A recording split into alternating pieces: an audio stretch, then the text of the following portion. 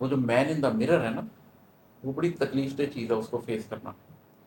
تو کچھ لوگ مین ان دا مرر کو فیس نہیں کر سکتے، کچھ لوگ شیشے کے سامنے کھڑے ہو کر اپنی ذات کی ساری قدورتوں کو فیس نہیں کر سکتے. تو وہ جب اپنے قلب کو کھوکھلا پاتے ہیں تو پھر اپنے دل کو اکٹھا کرنے کے لیے دار فانی کے اسباب میں کھو جاتے ہیں. وہ پھر میٹیریلزم میں اپنی زندگی کی کے معنی کو ڈھونڈ رہے ہوتے ہیں.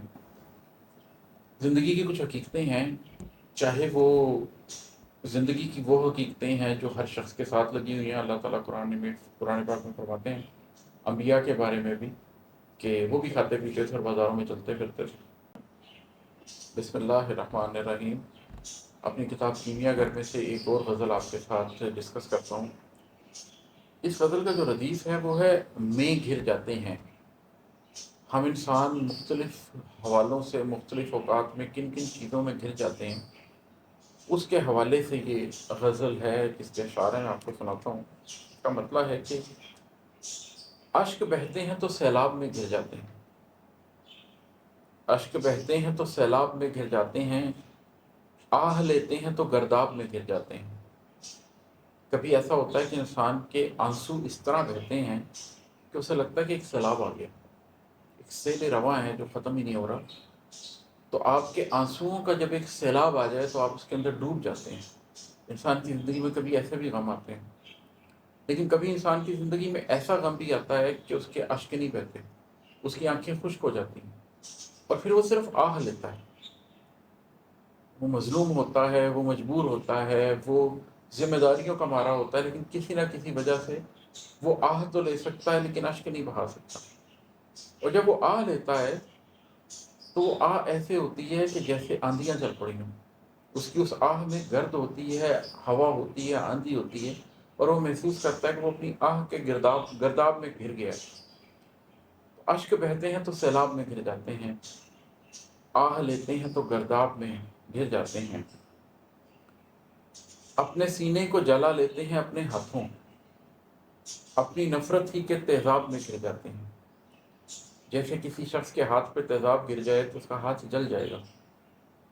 نفرت بھی ایک تیزاب ہی ہے، اور ہم میں سے بہت لوگ ساری زندگی اپنے سینوں کے اندر نفرتیں لے کے پھرتے ہیں. بہت سال پہلے کسی نے کیا کیا تھا، بہت سال پہلے کیا ایونٹ ہوا تھا، کس شخص نے زیادتی کی تھی، کس شخص نے ظلم کیا تھا. در حقیقت ہم اس کا کوئی نقصان نہیں کر رہے ہوتے. ہم اپنی نفرت کا وہ جو تیزاب ہے وہ اپنے سینے کے اندر لے کر پھر رہے ہوتے ہیں، اور ہم اپنے ہاتھوں سے اپنے سینے کو جلا لیتے ہیں. کڑ کڑ کے، حسد کر کر کے، غم کر کر کے، تکلیف لے لے کے کسی کا کچھ نہیں بگاڑتے، اپنی شخصیت کو مسخ کر دیتے ہیں، اپنی ذات کو ایسا کر دیتے ہیں کہ وہ پہچانی بھی نہ جائے. میں زندگی میں بہت سے ایسے لوگوں سے ملا ہوں جن سے 10 سال، 15 سال، 20 سال بعد ملے تو آپ کو افسوس ہوتا ہے کہ وہ شگفتہ انسان، وہ خوبصورت انسان، وہ حسین جسموں والا انسان وقت نے اس کے ساتھ کیا کر دیا. بہت کم لوگ ایسے ملتے ہیں کہ جن پہ آپ کہیں کہ یہ شخص جیسا تھا اس سے بہتر ہو گیا، اس کو وقت نے اجال دیا. زیادہ تر لوگوں کے ساتھ یہ ہوتا ہے کہ اپنے سینے کو جلا لیتے ہیں اپنے ہاتھوں، اپنی نفرت ہی کے تیزاب میں گر جاتے ہیں. اور ہے کہ پوچھئے ان سے جو تنہا ہے بھری دنیا میں، پوچھئے ان سے جو تنہا ہے بھری دنیا میں، آپ اچھے ہیں جو احباب میں گر جاتے ہیں. زندگی میں کچھ لوگ ہیں تو کہتے ہیں کہ یار وقت نہیں ملتا، بہت لوگ ہیں، بہت رشتہ دار ہیں، بہت احباب ہیں، میں ہر وقت ان میں مصروف رہتا ہوں. تو کبھی انسان کو ہنسی بھی آتی ہے کہ آپ اچھے ہیں جو احباب میں گر جاتے ہیں. ایسے لوگ بھی ہیں جو بھری دنیا میں تنہا ہیں، ان سے کوئی بھی کچھ پوچھنے والا نہیں ہے، تو تنہائی کاٹنا جبکہ وہ فورسڈ ہو بہت مشکل ہوتا ہے.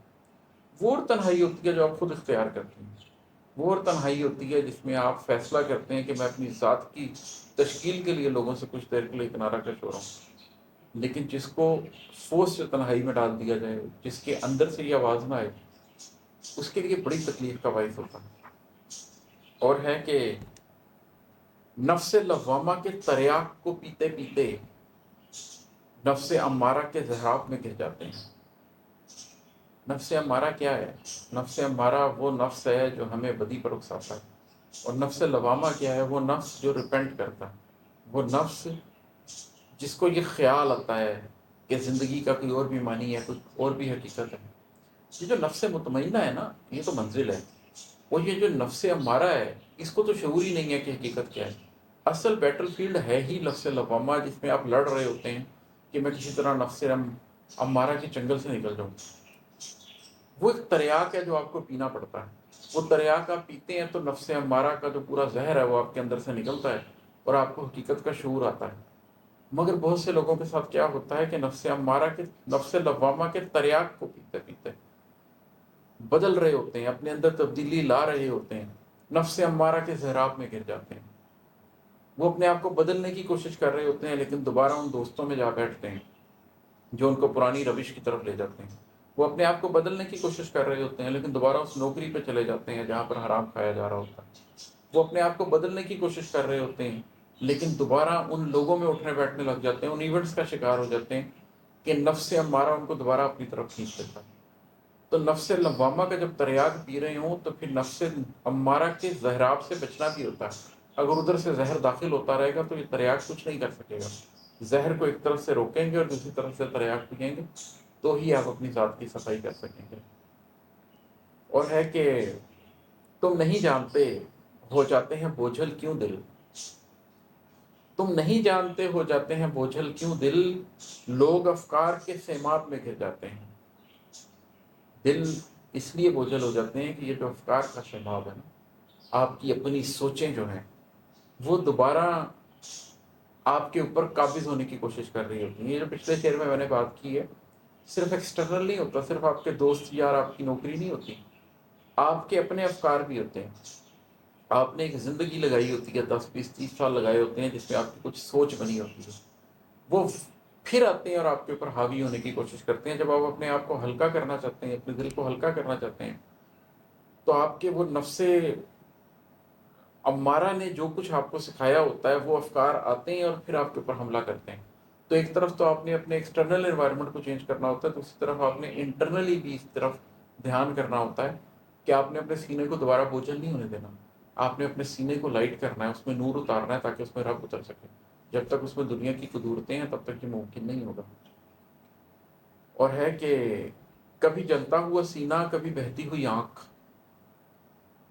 کبھی جلتا ہوا سینہ کبھی بہتی ہوئی آنکھ، بس کبھو آگ کبھو آب میں گر جاتے ہیں. کبھی ہمارا سینہ جل رہا ہوتا ہے حسد سے، غم سے، نفرت سے، تو کیا ہوتا ہے؟ ہم آگ میں گر جاتے ہیں.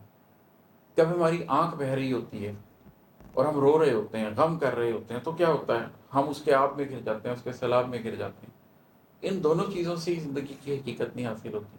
آپ کو اپنے سینے کی جلن بھی ختم کرنی پڑے گی اور اپنی آنکھ جو مسلسل بہہ رہی ہے اس کو بھی ایک دن یہ کہنا پڑے گا کہ اب تھم جا، زم رک جا.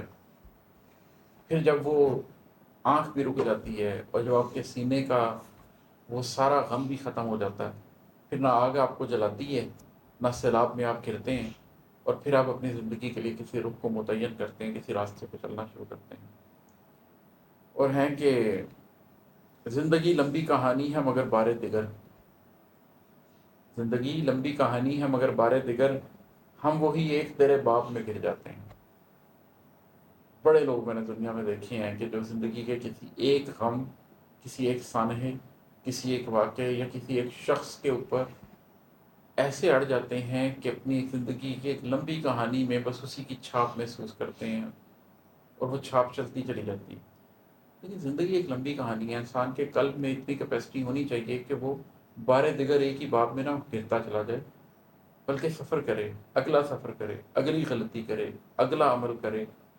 کچھ نہ کرنے سے بہت بہتر ہے، ماضی میں جینے سے بہت بہتر ہے کچھ کرنا نہ کرنے سے بہتر ہوتا. اور ہے کہ لوگ کر جاتے ہیں ہر حد سے بھی آگے کے ستم، ہم ہر ایک بار ہی آداب میں گر جاتے ہیں.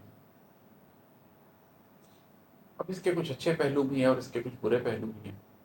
زندگی میں ہیں کچھ ایسے لوگ جو ساری زندگی ستم سہتے رہتے ہیں، لوگوں کی زیادتیاں سہتے رہتے ہیں مگر آداب میں چپ رہتے ہیں. اس کو تو انڈورس نہیں کیا جا سکتا. لیکن اگر آپ نے اپنے لیے خود اس راستے کا منتخب کیا ہو کہ میں انسانوں سے ملنے والی زیادتیوں کا بدلہ نہیں لوں گا، میں نے اپنے لیے کچھ آداب مقرر کیے ہیں اور میں انسانوں کی ہوئی زیادتی کو سہ لوں گا، جانے دوں گا، اللہ سے امید رکھوں گا، تو پھر اس کے بہت سے روشن پہلو بھی ہیں. آپ نے دیکھنا یہ ہے کہ کیا آپ مظلوم ہیں یا آپ حق کے رستے کے مسافر ہیں۔ اگر آپ ایک عام آدمی ہیں اور ایک مظلوم آدمی ہیں تو لوگ کر جاتے ہیں حد سے بھی آگے کہ ستم، ہم ہر ایک بار ہی عذاب میں گر جاتے ہیں، پھر تو یہ چیز آہستہ آہستہ آپ کے لیے گھٹن کا باعث بنے گی۔ لیکن اگر آپ حق کے رستے کے مسافر ہیں اور اس بات کو سمجھتے ہیں کہ آپس میں رہنے والے لوگ ایک دوسرے کے ساتھ زیادتیاں کرتے رہتے ہیں، مگر ایسا نہیں کرتے وہ لوگ جو اللہ کے قریبی بندے ہیں، نیک بندے ہیں، اور وہ صبر کرنے والے ہیں، اور یہ صلاحیت حاصل نہیں ہوتی سوائے ان لوگوں کے جو بہت صبر کرنے والے ہیں، تو پھر اس بات کی ڈائمنشن کچھ اور ہو جاتی ہے، پھر آپ اللہ کے لیے بہت کچھ برداشت کرتے ہیں۔ اور ہے کہ قلب کو کھوکھلا پاتے ہیں تو دل جمی کو دار فانی ہی کے اسباب میں گر جاتے ہیں۔ یہ بھی ایک کہانی ہے نفس انسانی کی جو میں دائیں بائیں اکثر دیکھتا ہوں کہ لوگ اپنے اندر جھانکتے ہیں، لیکن اپنے اندر جھانکنا اور خود کو فیس کرنا بڑا مشکل کام ہوتا ہے۔ وہ جو مین ان دا مرر ہے نا، وہ بڑی تکلیف دہ چیز ہے اس کو فیس کرنا۔ تو کچھ لوگ مین ان دا مرر کو فیس نہیں کر سکتے، کچھ لوگ شیشے کے سامنے کھڑے ہو کر اپنی ذات کی ساری قدورتوں کو فیس نہیں کر سکتے، تو وہ جب اپنے قلب کو کھوکھلا پاتے ہیں تو پھر اپنے دل کو اکٹھا کرنے کے لیے دار فانی کے اسباب میں کھو جاتے ہیں۔ وہ پھر میٹیریلزم میں اپنی زندگی کی کے معنی کو ڈھونڈ رہے ہوتے ہیں، پیسے میں، عہدے میں، شہرت میں، دولت میں، خاندان میں، اولاد میں، وہ اس کے اندر زندگی کی معنویت ڈھونڈ رہے ہوتے ہیں۔ لیکن اگر کوئی شخص اس مین آن دا مرر کو دیکھنے کے قابل ہو جائے تو پھر یہ دار فانی کے اسباب اس کے لیے مہمانی ہو جاتے ہیں، اس لیے کہ پھر اسے معلوم ہو جاتا ہے کہ اس کا قلب کھوکھلا ہے اور اس نے اپنے قلب کو صاف کرنا ہے، اس کو روشن کرنا ہے، اور اس کے بعد اس میں نور اتارنا ہے تاکہ وہ کھوکھلا نہ رہے۔ تو یہ ایک فیصلہ ہے جو ہمیں کرنا ہوتا ہے آج کے دور میں، اس آخر الزمان کے دور میں، جب کہ میٹیریلزم پوری دنیا میں چھا چکا ہے، کیپٹلسٹک سوسائٹی نے ٹیک اوور کر لی ہے، اس میں یہ بڑی واضح طور پر چیز نظر آ رہی ہے کہ ہم سارے کس طرح کنزیومرزم اور کیپٹلزم کا شکار ہو رہے ہیں، اور اب قلب کی تو کوئی بات کرتے سنا ہی نہیں دیتا۔ قلب کی گفتگو کرتے میں نے کہیں کسی کو سنا ہی نہیں ہے۔ اب میں کوشش کر رہا ہوں کہ کہیں پر بیٹھ کر لوگوں سے اس گفتگو کا آغاز کیا جائے کہ تمہارے اندر ایک قلب بھی ہے اور میٹیریلزم کے علاوہ بھی کچھ حقیقت ہے، اس پہ بات کرتے ہیں۔ اور ہے آخر میں مکتا ہے کہ دن گزرتا ہے حقیقت سے نمٹنے میں عماد، رات ڈھلتی ہے تو ہم خواب میں گر جاتے ہیں۔ زندگی کی کچھ حقیقتیں ہیں، چاہے وہ زندگی کی وہ حقیقتیں ہیں جو ہر شخص کے ساتھ لگی ہوئی ہیں۔ اللہ تعالیٰ قرآن پاک میں فرماتے ہیں انبیاء کے بارے میں بھی کہ وہ بھی کھاتے پیتے تھے اور بازاروں میں چلتے پھرتے تھے۔ تو زندگی کی کچھ وہ حقیقتیں ہیں، کچھ زندگی کی حقیقتیں وہ ہیں جو میں نے اپنے لیے ایک نظریاتی سوچ اپنا لی ہے کہ میں نے زندگی میں کچھ مقاصد کو حاصل کرنا ہے۔ تو دن تو ان دونوں چیزوں میں گزر جاتا ہے، یا زندگی کے ان چیزوں میں جو میری ذمہ داریاں ہیں، میری اخلاقی ذمہ داریاں، میری سماجی ذمہ داریاں، میری معاشی ذمہ داریاں، ان کو پورا کرنے میں، یا ان کو پورا کرنے میں جو میری نظریاتی ذمہ داریاں ہیں۔ لیکن جب رات ڈھلتی ہے تو ہم خواب میں گر جاتے ہیں۔ رات کو پھر میں اپنی زندگی کے جو حقیقی خواب ہیں، جو میرے قلب کے خواب ہیں، جو یہاں پر دھڑکتا ہے، راتیں پھر میں اس خواب کے ساتھ گزارتا ہوں۔ رات میری اپنی رات ہوتی ہے، اس کو میں اپنی طرح سے گزارتا ہوں۔ بہت شکریہ۔ السلام علیکم۔